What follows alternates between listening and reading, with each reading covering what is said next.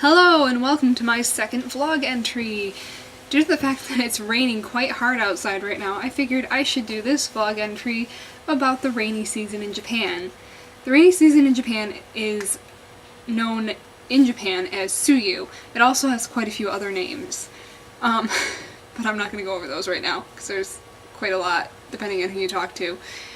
Suyu, not to be confused with the exact same word but with different kanji, that is suyu for noodles. You dip your noodles for like soba, cold soba, you put it into a soba suyu. But this suyu is the rainy season. Currently in Japan, while I'm talking right now, it is the rainy season. So it is suyu right now. And it's pretty rainy.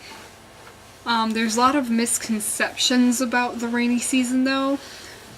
One being, the rainy season doesn't mean it rains all the time. The rainy season means it rains a lot. But it's needed. I mean, it's needed for crops and such, and keeping it a little cooler when it's getting hot out at first here, because it gets hot really fast. Currently, it's been in the 80s and 90s, and it's only like May, well it's June now, but it's been May going into June, and it's been very, very hot. So the rain helps cool it off a little bit, so that's nice, and it helps keep the rice paddies actually full of water without having to have the farmers pay for all that water. But it actually, like I said, does not rain every day, and it doesn't rain all day when it does rain.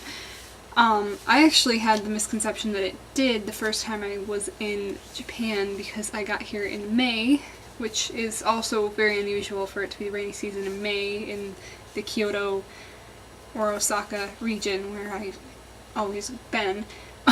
But back in 2011, I was here in May at first, and there was a hurricane in Fiji which caused the rainy season to come very early.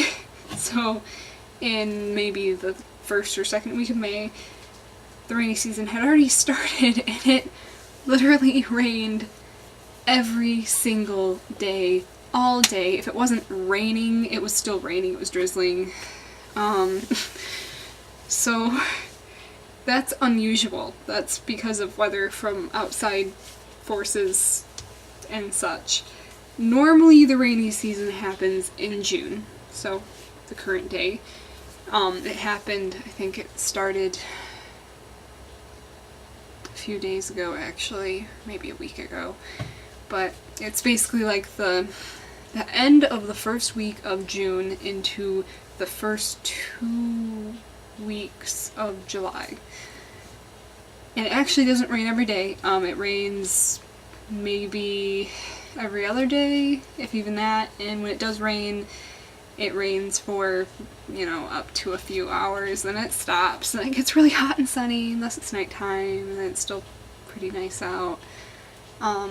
You generally know when the rain's coming. It gets really, really windy.